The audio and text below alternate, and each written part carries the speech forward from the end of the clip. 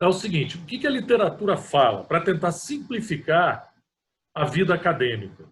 Ele diz o seguinte, ó, toda vez que você estiver fazendo um canal de um dente vitalizado, ou seja, você está realizando uma biopulpectomia, você abre o canal, a pulpa está viva, você vai usar o instrumento apical inicial mais 3 instrumentos. É igual vocês estão vendo aqui no desenho. Ó. O instrumento apical inicial foi 15, mais 3 instrumentos, 20, 25 e 30, todos indo até o comprimento de trabalho. No caso dos dentes, tem gente com o microfone aberto aí, dá só uma olhada aí que está fazendo barulho.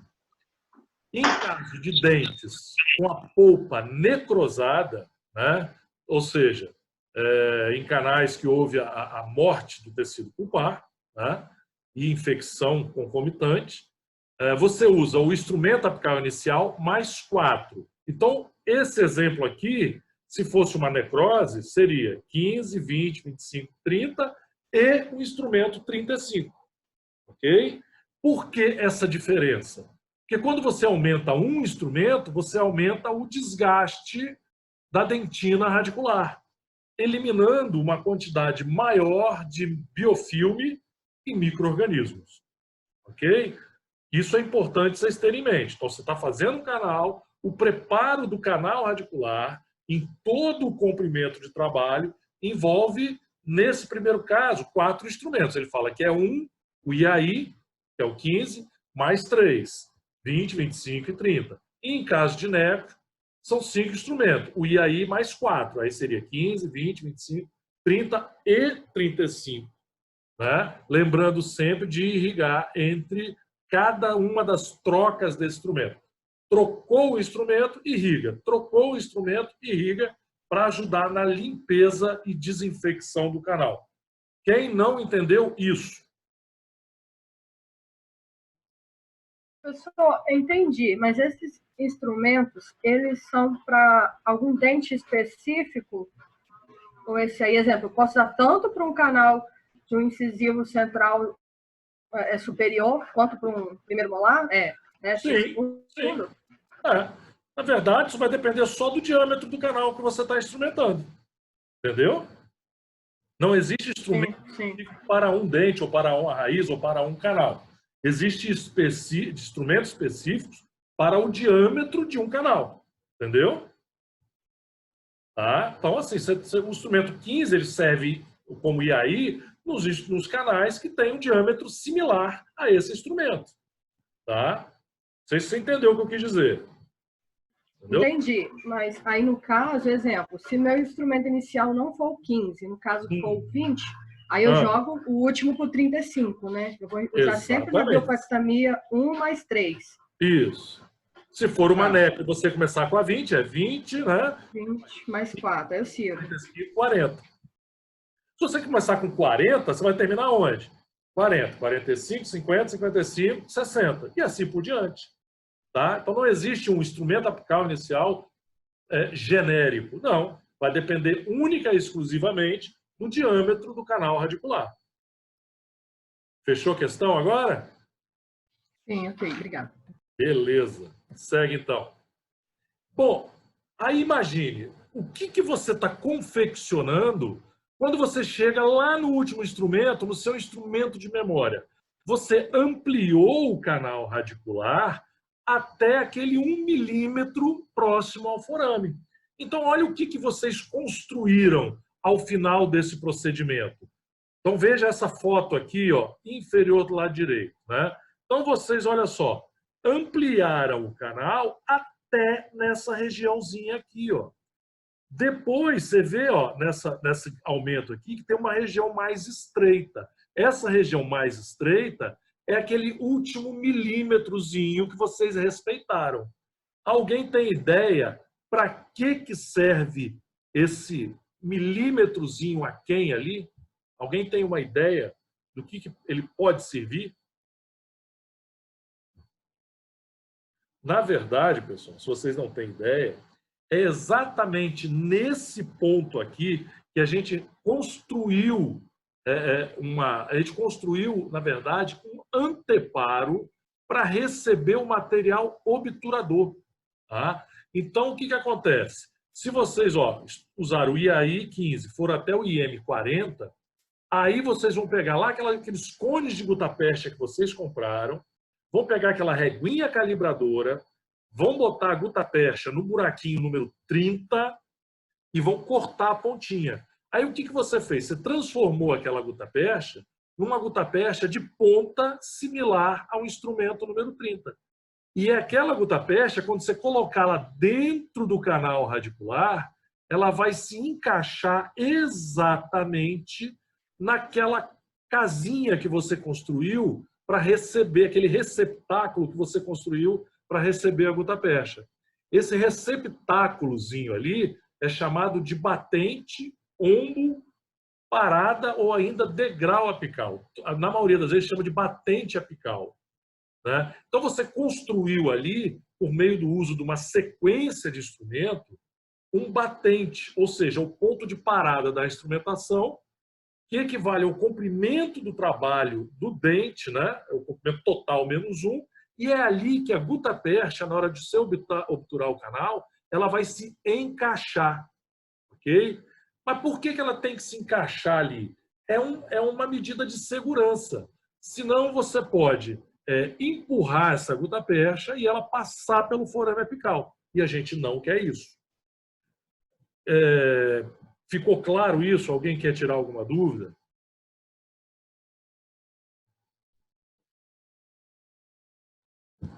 Professor, então esse degrau, diferente da abertura coronária, na instrumentação do canal, ela é desejada.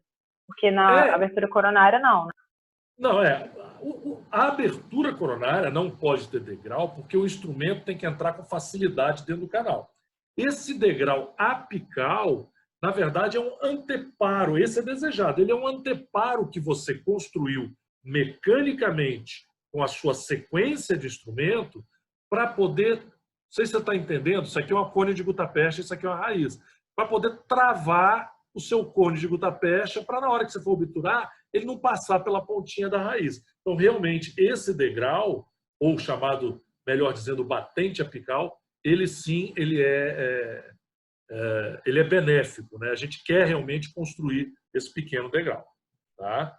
Vocês vão ver que existem profissionais que não usam fazer o batente. Mas, com certeza, isso não é para vocês ainda. Tá? Vocês têm que ter essa margem de segurança para evitar acidentes e complicações na hora do tratamento endodôntico. Mais alguma pergunta? Que isso aí, essa aula de hoje é muito importante. Vocês têm que entender ela bem, tá? Para não ter problema futuro. Beleza, então? Vamos lá, qualquer coisa vocês param, tá? Um outro detalhe que aí me perguntaram lá atrás, que CPC era aquele lá, né? É que existe uma outra nomenclatura muito importante. Então, vocês viram ali instrumento apical inicial, instrumento de memória, né? Viram o que é o batente, mas tem um instrumentozinho que ele deve ir até o forame. Ele deve ir. Ele é um instrumento de diâmetro menor do que o instrumento apical inicial.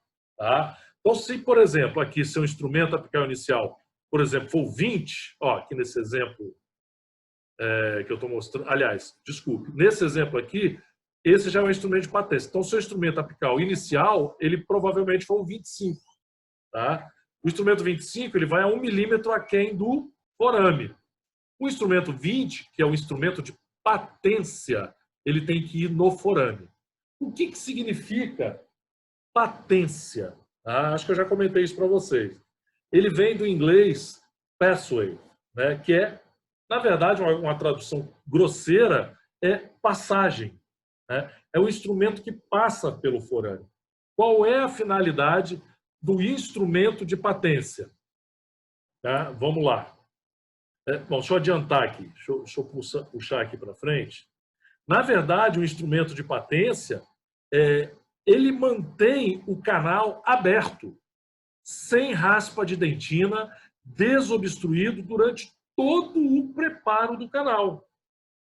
Quando é que ele é utilizado, pessoal?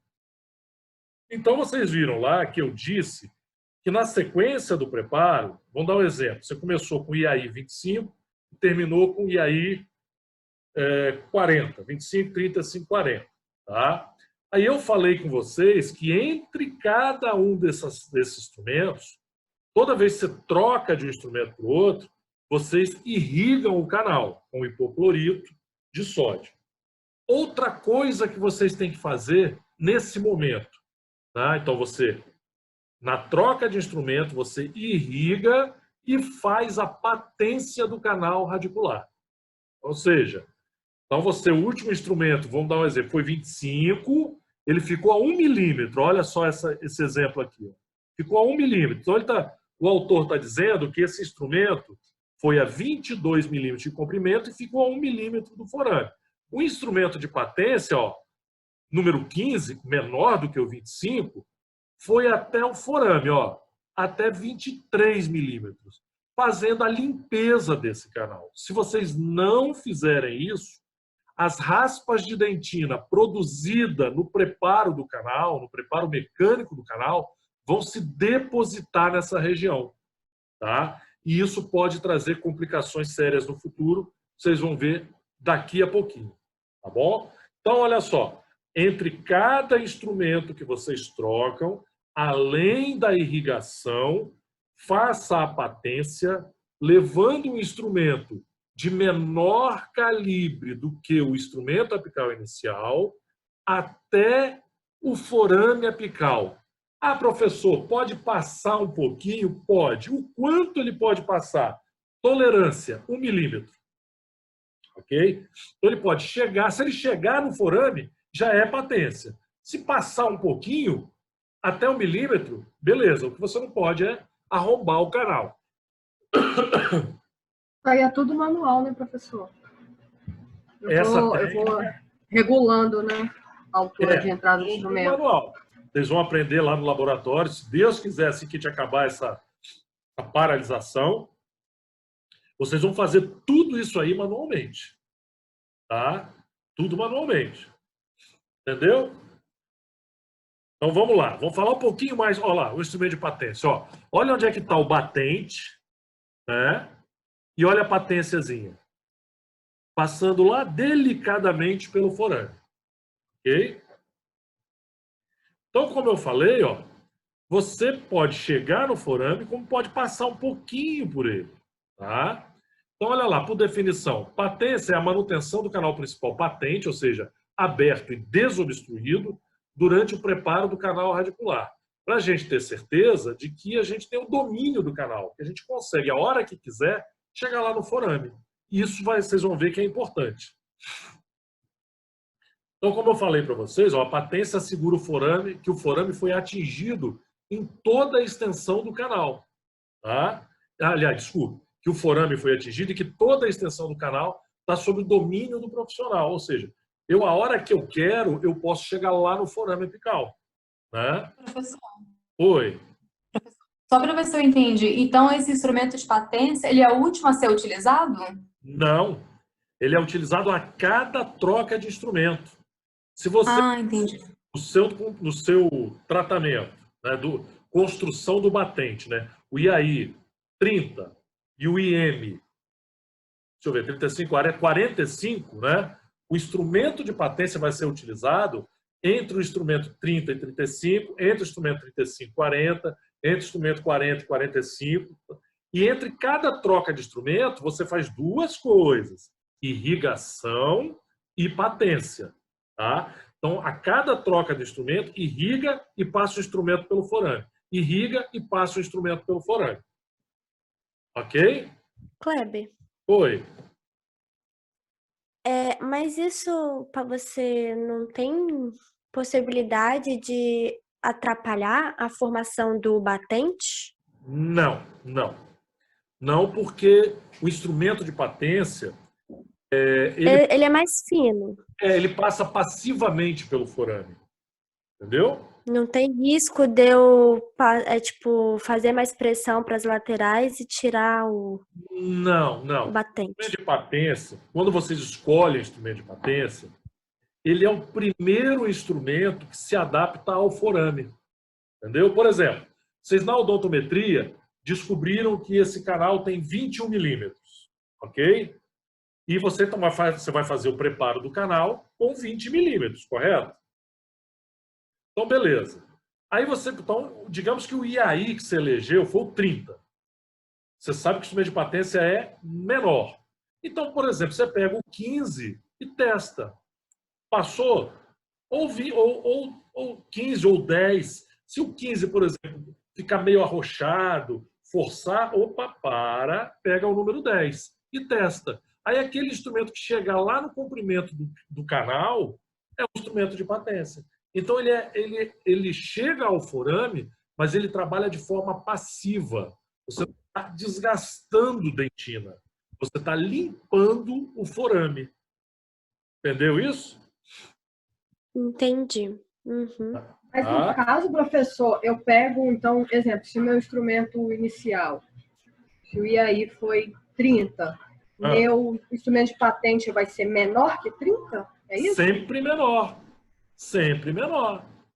Tá? Deixa eu ver onde é que está escrito isso aqui. Quer ver? Eu acho que até no slide. Ó, o forame apical deve ser mantido limpo e patente durante toda a instrumentação, com instrumentos de pequeno calibre, podendo passar, então de pequeno calibre menor, né? Podendo passar 1 milímetro, impedindo que raspa de dentina se acumule no segmento apical. Então você vai utilizar, porque o IAI, ele vai só no comprimento de trabalho, ok? Ele vai ao primeiro, e aí, por definição, ele é o primeiro instrumento que se adapta ao comprimento de trabalho. Se você forçar ele virou e passar pelo forame, aí já não é IAI mais. Aí vira instrumento de patência. Tá? Então, assim, se você tem o IAI 30 e o IM 40, por exemplo, 45, o instrumento de patência ele vai ser um 20, ele vai ser um 15. Tá? Ele não é para desgastar, ele é para limpar o forame apical. Entendeu? Sim, sim. Tá? Então, ó, o que eu falei, ó, a patência apical é repetida a cada troca de instrumento. Passou do 20 para o 25, do 25 para o 30, do 30 para o 35, irriga, faz a patência. Tá? Que é o quê? A lima usada na limpeza do forame. Tá?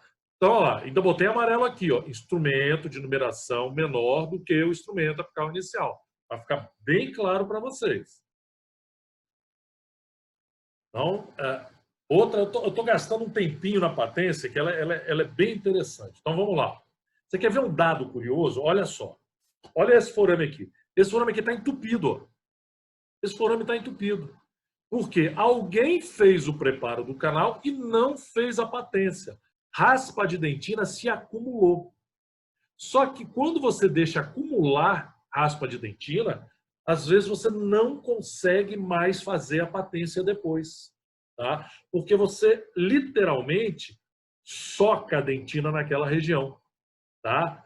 Você condensa essa dentina e ela depois você não consegue tirar. E alguém pode me dizer o que tem junto com essa dentina, essas raspas de dentina excisada? O que vem junto para causar problema? Micro-organismos. Micro-organismo, tá?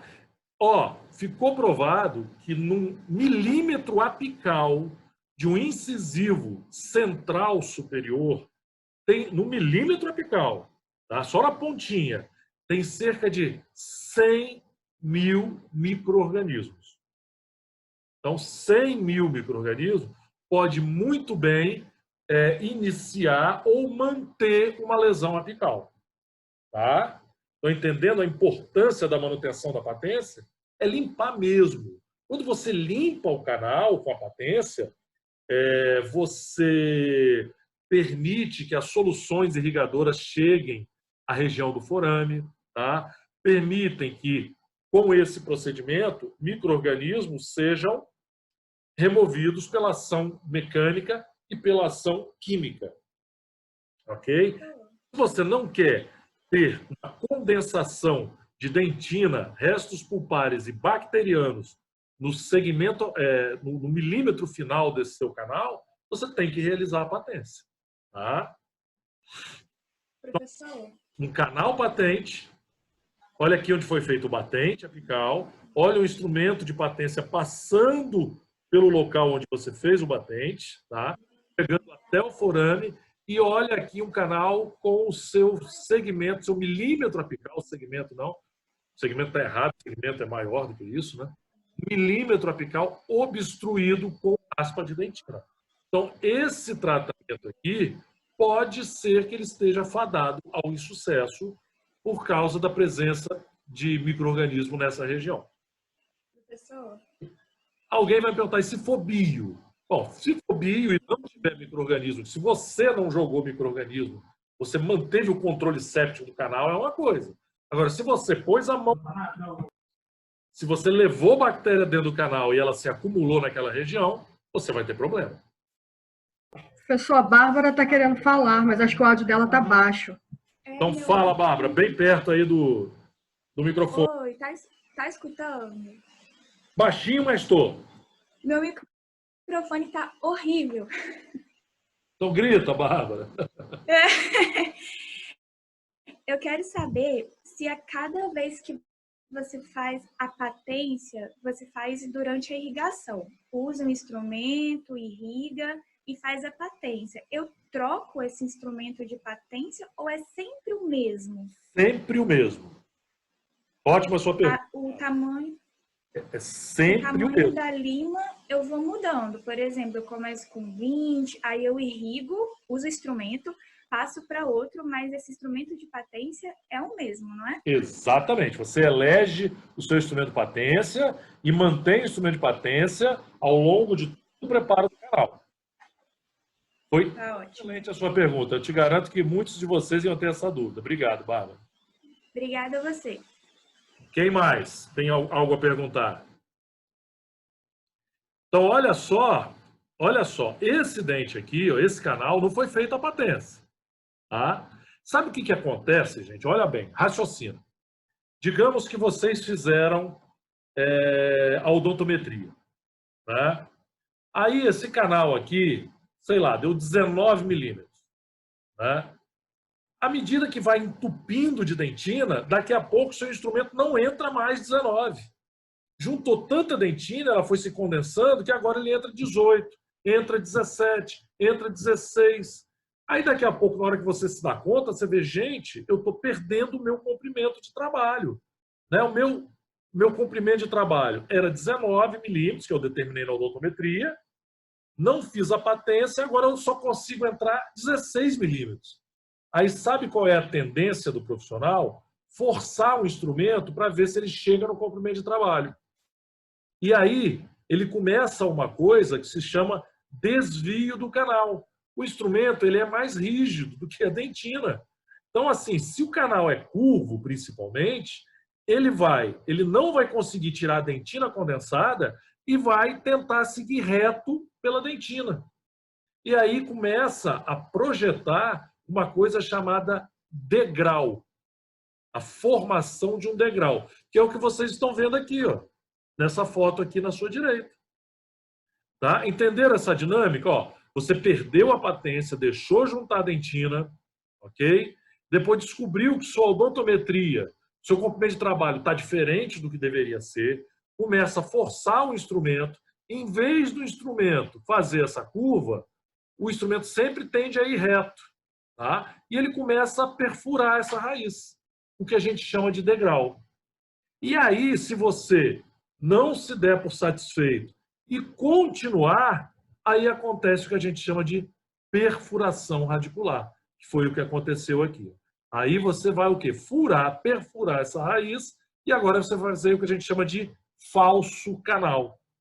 E aí sim nós vamos começar. Agora nós temos dois problemas. Uma perda do comprimento de trabalho, um acúmulo de detrito na região apical e agora uma perfuração radicular. Então, nós temos agora 3 problemas em um só. Tudo criado pela falta da manutenção da patência do canal radicular. Dúvida disso aí, turma? Professor, durante a patência, eu corre risco de empurrar esse material, essa dentina, micro-organismo aí, para passar pelo forame? Ó, um pouquinho. Mas eu ainda prefiro que você empurre, que o paciente tenha um leve desconforto, do que você cair numa perfuração, num degrau, ou simplesmente manter uma quantidade, uma massa grande de micro-organismo acumulado no milímetro apical do canal. Tá? Isso acontece mesmo. Você, por mais que você tenha cuidado, irrigue direitinho, sempre você vai ter, você vai arremessar raspa de dentina pelo forame. Sempre. Mas ainda é melhor do que um canal bloqueado, um canal desviado e um canal perfurado. Fechou? Fechou. Então, olha aqui mostrando a patência. Olha só, agora, olha só. Olha como é que isso se porta num canal. Veja que ela não sai no centro do forame. Tá? Então, o que acontece? Se você começar a querer aumentar o número de instrumento no forame, ó, se esse aqui era um 10, esse aqui já é um 20, olha o que ele começa a fazer. Ó. Isso aqui é chamado zip apical. Tá? O cara mediu errado e, em vez de estar fazendo só patência com instrumento fininho, ele começou a passar instrumento de maior calibre, calculou errado a odontometria. Então, ele começa a rasgar esse canal, a fazer o que chama de zip apical. Ó, o forame natural, depois dele passar um instrumento a mais, depois de passar 2 instrumentos a mais de apatência. Tá? Isso aqui é só para mostrar para vocês que esses instrumentos manuais, a gente não pode instrumentar forame. É só passar de forma passiva pelo canal. Okay? Existe o instrumento de níquel titânio, que aí eles permitem que você chegue mais próximo. Mas aí é uma outra história. Os instrumentos manuais, a gente mantém a patência, mas o instrumento é fininho e passa passivamente pelo forame, sem instrumentar o forame. Ok?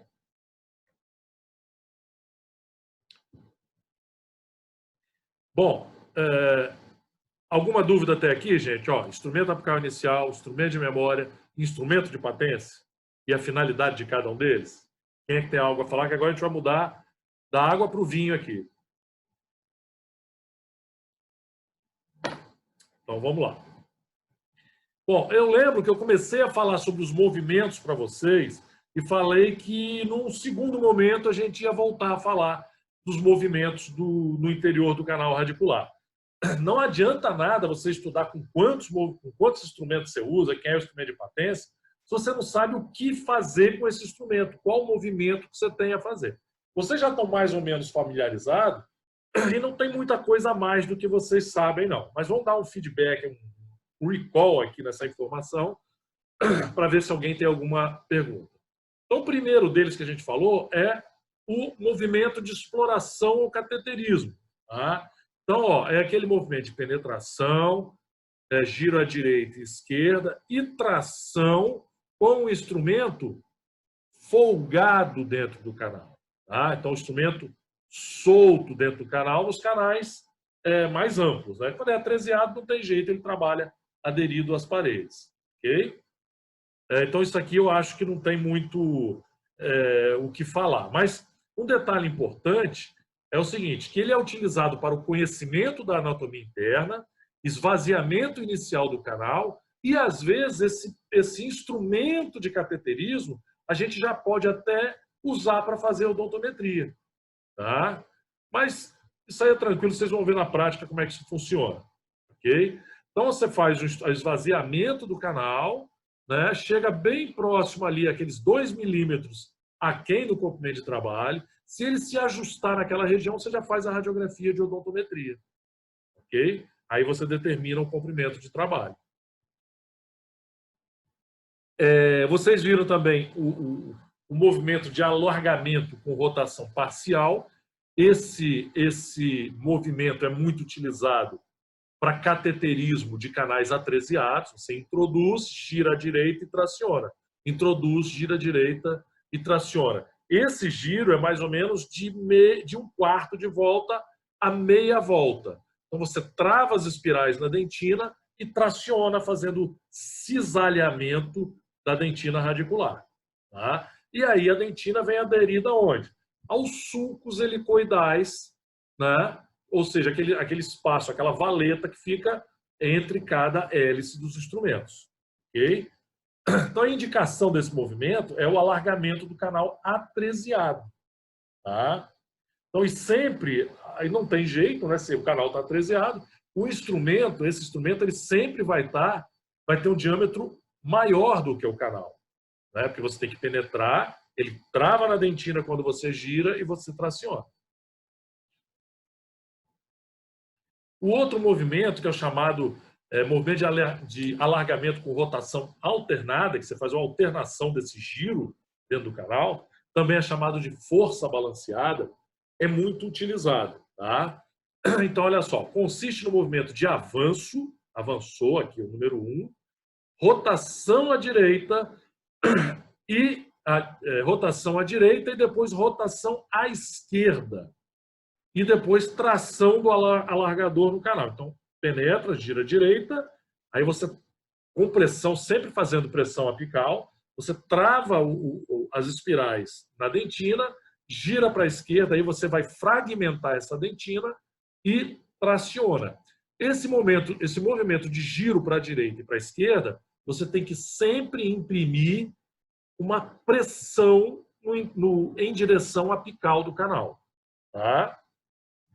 Então, ó, e o movimento à direita sempre tem um segmento de arco um pouco maior do que o segmento à direita. Isso faz com que você fragmente melhor essa dentina que está sendo excisada. Então, a finalidade é para alargar os canais e também o instrumento tem que ser de diâmetro maior do que o canal radicular. Então, olha só. Eu já até acho que eu falei isso para vocês na aula passada, quando eu falei desses movimentos, que esse movimento ele é feito, aliás, desculpe, não pode ser feito outro movimento, a não ser um movimento de alargamento no segmento apical do canal, né? Porque senão você pode, em vez de criar um canal arredondado como está aqui, se você fizer limagem, você cria sulcos na parede desse canal. E esses sulcos podem prejudicar a obturação do canal, criar espaços, e esses espaços são nocivos, porque podem, por exemplo, guardar micro-organismos nesses espaços, entre a parede do canal e a obturação. Tá ok? Eu ia fazer um comentário aqui sobre as limas de níquel titânio, mas que vai complicar a vidinha de vocês. Mas não, deixa eu falar logo isso aqui. Ó. Então, eles são esses movimentos de alargamento, esse aqui, de movimento alternado, assim como esse de alargamento com rotação parcial à direita, com o instrumento de níquel titânio, vocês não podem usar instrumento de 20 para baixo, só de 25 para cima. Poxa, mas por quê? Porque o níquel titânio ele tem uma flexibilidade tão grande que quando ele trava na dentina e você gira, ele não consegue cortar a dentina. Tá? Então você trava lá no segmento apical, gira em cima, mas não consegue cortar a dentina, porque o instrumento está travado, de tão flexível que ele é. Tá? Eu não ia falar porque vocês não vão usar níquel titânio agora. Mas, assim, para os instrumentos tipo K, né, instrumentos que são alargadores, né, funcionam como limas e alargadores,